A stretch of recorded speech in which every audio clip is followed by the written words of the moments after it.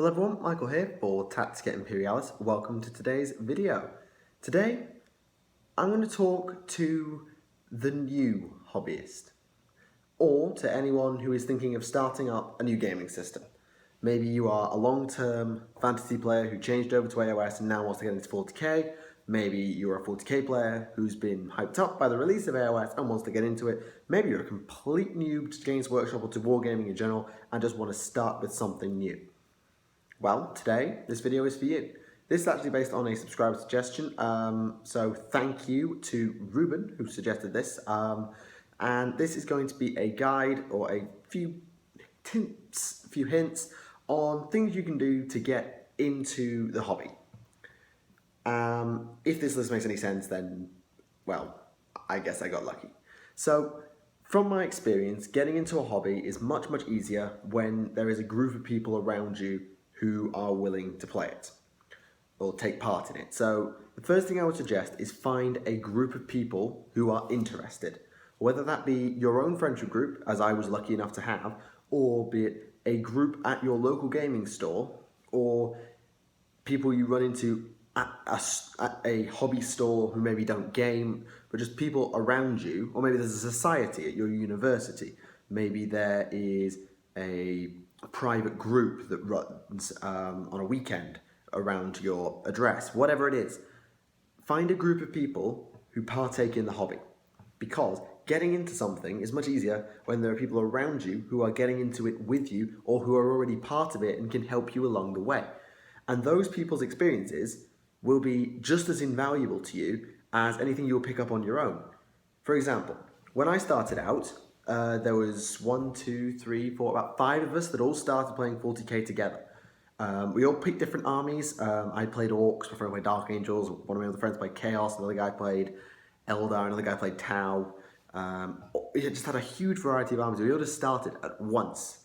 And it was really great to just watch everybody develop together. And this is something that I've noticed a lot with Age of Sigmar, because when Kieran and I, for those who are new to the channel, is obviously my partner on the channel. When we came over to Age of Sigmar, both of us sort of started a new army. He's started his Khorne Bloodbound, and I started a small army of Dark Elves. Now, my Dark Elves are finished, in that I have no more to paint, but he's currently running the New Age series on the channel here. And that series as well, while it's coming from an experienced hobbyist, might be useful to show how people go into starting a new army. So if you want to go and have a look at the New Age series, I'll leave a link to the playlist in the description. You can go and have a look at how Kieran has gone about building his Bloodbound army, and it'll give you some pointers on things you should do to build an army for Age of Sigmar. So the first thing I was going to say, get people who are interested in playing it. And if you don't have anyone around you, then what you need to try and do is convert people to do so, or use the internet. Trust me. 40k, Age of Sigmar have some brilliant forums. Tactica, Bell of Lost Souls, Fayette, Spiky Bits, whoever you choose, there are some great forums with great advice on there. And if you are willing to look through the threads, or search a specific thread on how to start this army, you will probably get a lot of competitive hints on how to build your army. Or you can start your own thread. How do I build this army? I'm going for this theme. What would fit the theme? I have this idea in my head. How would I make it work? And the internet is your friend. Use us. Use YouTube. Use bloggers. Use people as fonts of knowledge. Like, most of us do tactical series. I do Tacticas and analysis. I do, and other people do full codex reviews, other people do full Tactica reviews and long-winded ones, short-winded ones, focusing on all sorts of different aspects of the game. Fritz 40k is a really good one, or Wargamer Fritz, I think he goes by now. The Scribe sometimes had a series of Tactical Tuesdays running for a while. And we all do things that can help you, by looking at multiple points of view, work out what's best for you. Because you might not want your Space Marines to be based around Tactical Marines. You might want them to be based around Scouts. How would I make a Space Marine army based around Scouts? Well, let's go and look up Space Marine Scout Tactica. And here's the best way to get Scouts to work. Ta-da! So use your friends, use YouTube as bloggers, forums, the internet in general, to find people of a like-minded mindset. because that helps so much. Working with other people who think the same way as you, who believe in the hobby the same way as you do, particularly when you're new, can keep you going in a way that doing it on your own just can't. The next thing you want to do is pick an army.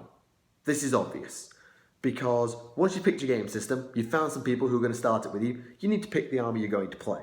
And there's not much I can do to advise you on this one, other than pick an army that suits your style. If you are someone who is, well, it depends. It depends on what you want to get out of the game. If you want to get out of a game where you put tons of tanks on the board and just run your opponent over under armor plates, you pick an Imperial Guard, Astra Militarum army. If you're someone who loves the idea of super advanced, far future weaponry, you may want to consider Tau, who have this very, probably physically possible, scientifically accurate weaponry. To a point. I'm not going to say that scientifically accurate. I'm a physicist and I'm not really sure I haven't done the research. Maybe you like the idea of magic and crazy wizardy nonsense because you read about the power of psychers. Well, maybe you should play Eldar. Or maybe you're just an anti-hero who just wants to screw over everybody because, well, you're that type of person. Maybe you should play Dark Eldar or Chaos Space Marines and play Alpha Legion, because the lore and the play style of an army are what will determine what you buy. There are three things that will decide it: lore, models, and playstyle. So I picked Orcs because they look like a lot of fun, because they are a lot of fun. When I started out, they looked like a lot of fun. They looked really, really cool. The models looked really awesome, and I have never looked back. It helps that they were in the starter box, which is something else you can consider. Is if you're on a budget and you have a friend who's starting with you, you can split a starter box and basically work from there, because starter boxes provide a really good, solid foundation for an army. But if you're going outside a starter box, just go with what appeals to you. And if you are going with the starter box, have a discussion with your friend. Which one would you like? And then just look at it, how you paint it, look at the lore, look at the research that you can do, and just decide what you want. It's up to you. So that's all there is. Once you pick your army, you get the codex, and then what do you get next? Well, if you've got a starter box, it's really easy. You get the starter box with your friend and you split it. Or if you're on your own, you buy the starter box, you paint up your half, and then you sell on the other half. / paint it up to work on some practice. Depends on what you want to do. And then you need to pick more units.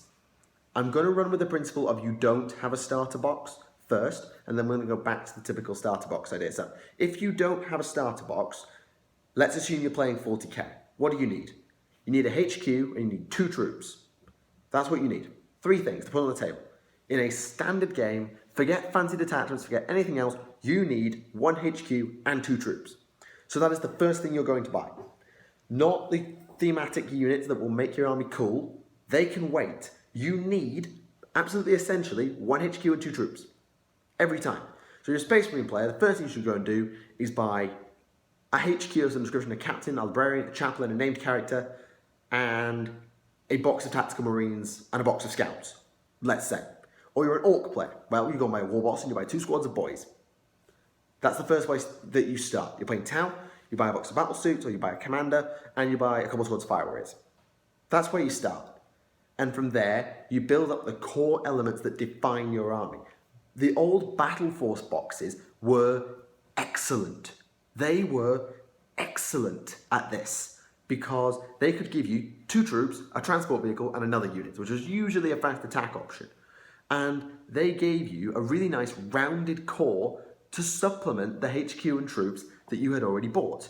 Or, if you were starting completely raw, a Battle Force plus a HQ was always, with maybe 1 or 2 exceptions, a perfectly legal army ready to go, which was fantastic. In fact, with Tau, you could literally make a legal army out of a Battle Force. It was fantastic.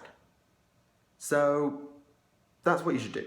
Pick a HQ, get that, pick some troops, get that, and then go with it. Pick the units that suit your army. Vehicle, psyker, monster, but never forget that the core of your army has to be your troops and your HQs. So make sure to keep on top of expanding your troop section. 2 troops in 40k is not enough. It's not. In 11 out of 12 missions, I'm including Maelstrom and Eternal War missions together, you need troops. So you need more than 2. End of discussion. So get a couple more boxes of troops down the line, pick up some core units such as an elite bodyguard for your HQ, such as a couple of transport vehicles, some heavy support, some fast attack response, whatever suits you, and then pick the theme that you want your army to run.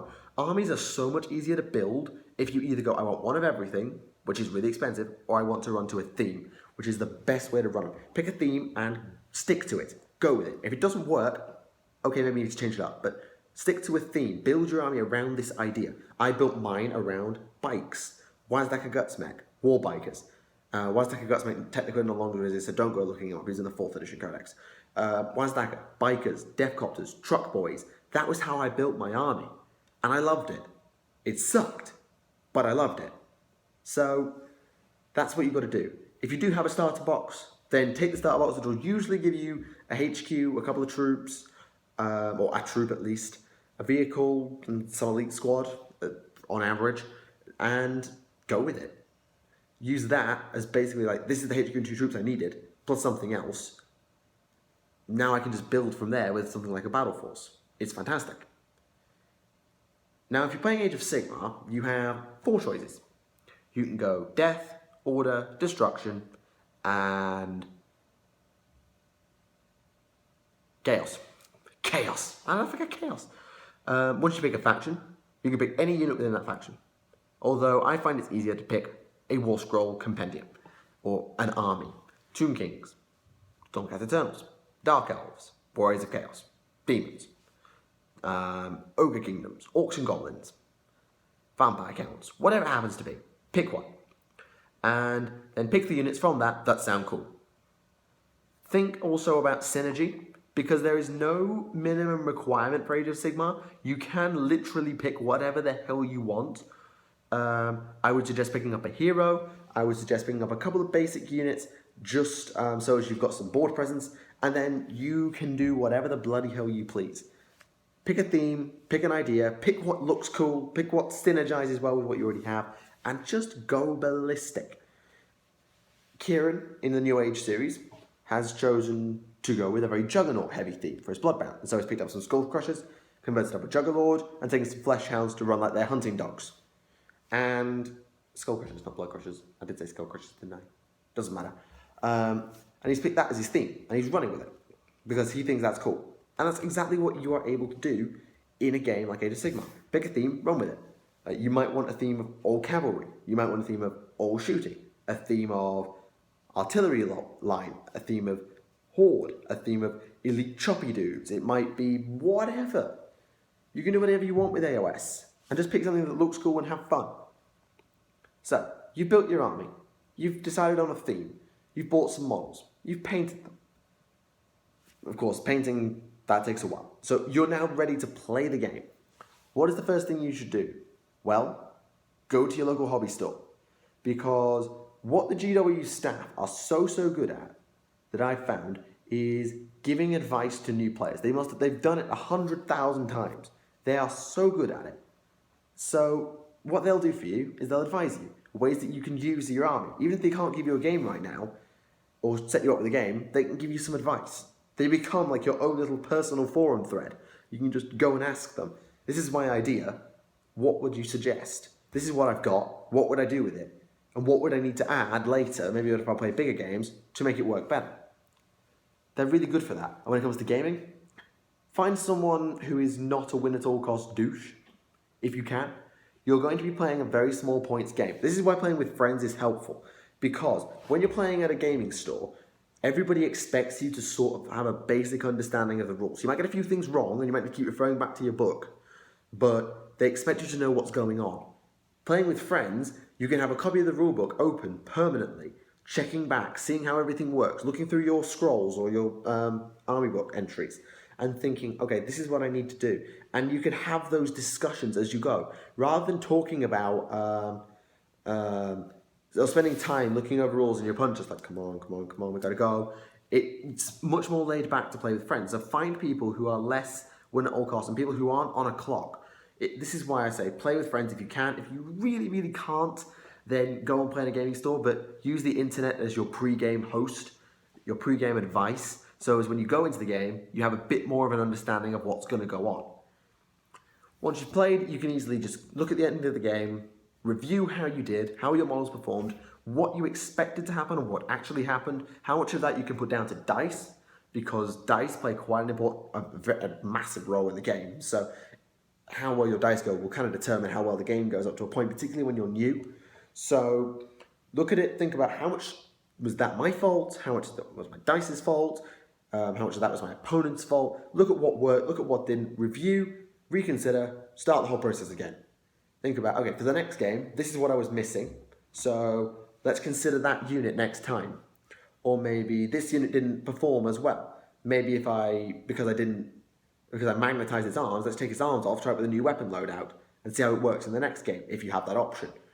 And all those different things will allow you to get into the hobby quickly, but in a way that inducts you into our beautiful group. We are an amazing community. And I say that from experience. The wargaming community is a fantastic community, both online and offline. We're a fantastic group of people. Mostly. There's the odd one or two, but most of us are fantastic people who you can really get along with and have a great time.